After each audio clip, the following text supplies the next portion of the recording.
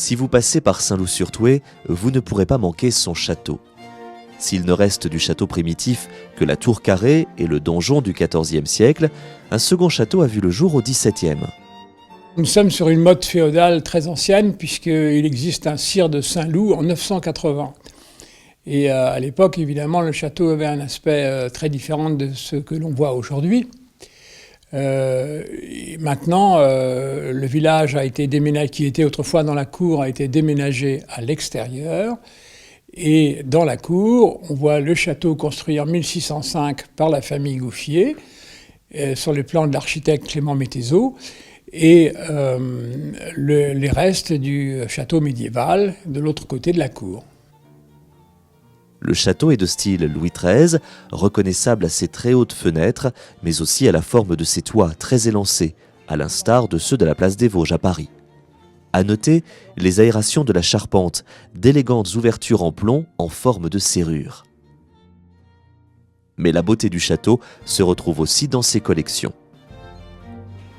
La collection du marquis de Maussabret, qui était dans la bibliothèque, comporte des tapisseries classées monuments historiques de Paris du XVIIe siècle, carton au musée du Louvre par Simon Vouet, et ce sont des très belles œuvres qui représentent la série des amours des dieux, Vénus et Adonis.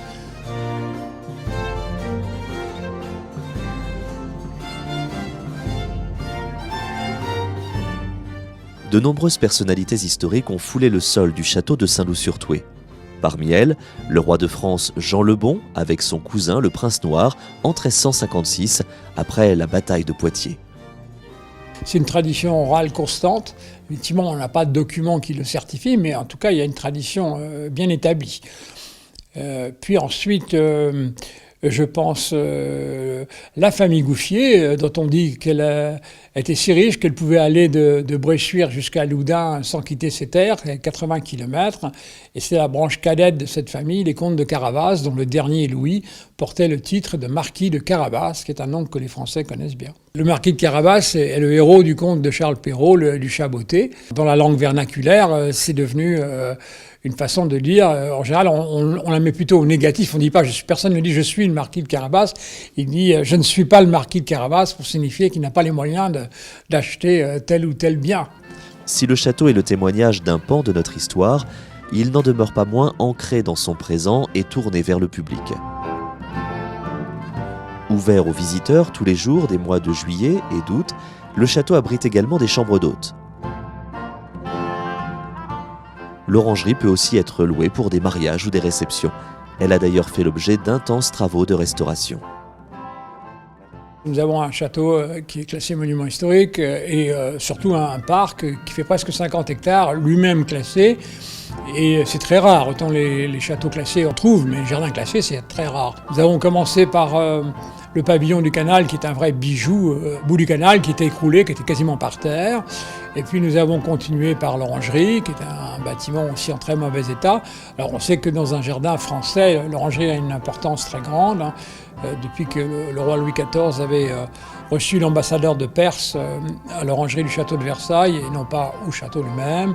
D'ailleurs, l'ambassadeur était parti en disant quel grand roi qui a fait construire un tel palais pour les orangers. Les travaux en cours actuellement sont sur le pigeonnier.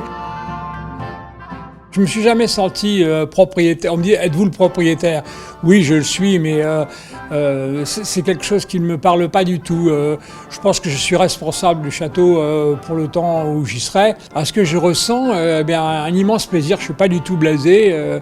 Je le découvre sans cesse. Je me réjouis de comment on va pouvoir l'améliorer, comment il va pouvoir créer plus de bonheur. Et je reviens toujours à la parole de Joachim Carvalho, qui était le propriétaire de Villandré, et qui disait la beauté rend les gens heureux. Et moi, c'est aussi mon credo.